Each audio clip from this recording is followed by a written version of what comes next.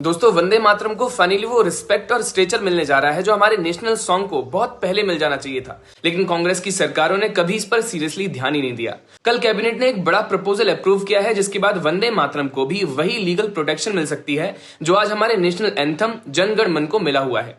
यानी अगर कोई जानबूझकर वंदे मातरम का अपमान करता है, उसके गायन में डिस्टर्बेंस क्रिएट करता है या इंसल्ट करता है तो उस पर भी लीगल एक्शन लिया जा सकेगा। अब यहाँ सबसे इंटरेस्टिंग बात यह है कि यह डिमांड कोई नई नहीं है। 24 जनवरी 1950 को यानी जिस दिन इंडिया रिपब्लिक बना, उसी दिन कंस्टिट्यूएंट असेंबली में प्रेसिडेंट राजेंद्र प्रसाद ने साफ कहा था कि वंदे मातरम को जनगण मन के बराबर सम्मान मिलेगा। लेकिन सवाल यह है कि अगर 1950 में यह बात ऑफिशियली क्लियर थी तो फिर 75 साल तक इसे इक्वल लीगल स्टेटस क्यों नहीं मिला? और यहीं से कांग्रेस की पॉलिटिक्स एक्सपोज होती है। वंदे मातरम सिर्फ एक सॉन्ग नहीं है, एक फ्रीडम स्ट्रगल की पहचान था। ब्रिटिश राज के खिलाफ आंदोलन में, रिवॉल्यूशनरीज के स्लोगन्स में, प्रोटेस्ट में, हर जगह वंदे मातरम गूंजता था। उस दौर में यह सॉन्ग लिटरली नेशनलिज्म का हार्ट बीट बन चुका था। लेकिन धीरे धीरे कांग्रेस लीडरशिप, खासकर नेहरू एरा में, इस सॉन्ग को लेकर के अनकंफर्टेबल दिखाई देने लगी। कुछ इस्लामिस्ट ग्रुप्स ने वंदे मातरम के सर्टेन पोर्शंस पर ऑब्जेक्शन उठाया क्योंकि उसमें भारत माता का डिवाइन फॉर्म में डिस्क्राइब किया गया था। इसके बाद कांग्रेस ने कन्फ्रंटेशन अवॉइड करने का रास्ता चुना। 1937 में ही कांग्रेस वर्किंग कमेटी ने डिसाइड कर दिया था कि ऑफिशियल इवेंट्स में सिर्फ शुरुआती 2 स्टैंजाज ही यूज होंगे। अब कॉम्प्रोमाइज वहां तक होता तो समझ आता, लेकिन बाद में प्रॉब्लम ये हुई कि कांग्रेस गवर्नमेंट ने इस इशू को प्रैक्टिकली कोल्ड स्टोरेज में डाल दिया।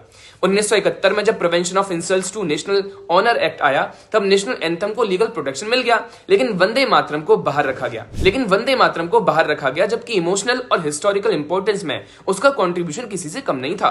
फिर 2006 में कंट्रोवर्सीज हुई, 2009 में हुई, और जब भी कोई रिलीजियस ग्रुप अपोज करने लगता था तो सरकार तुरंत डिफेंसिव मोड में चली जाती थी।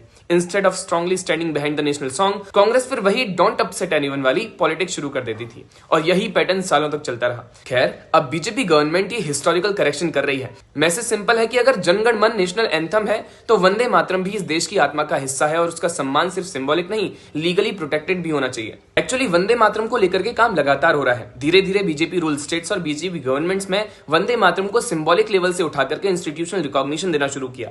कई स्टेट्स में गवर्नमेंट प्रोग्राम्स, असेंबलीज, स्कूल्स और ऑफिशियल इवेंट्स में भी वंदे मातरम को कंपलसरी या रेगुलर प्रैक्टिस बनाया गया है।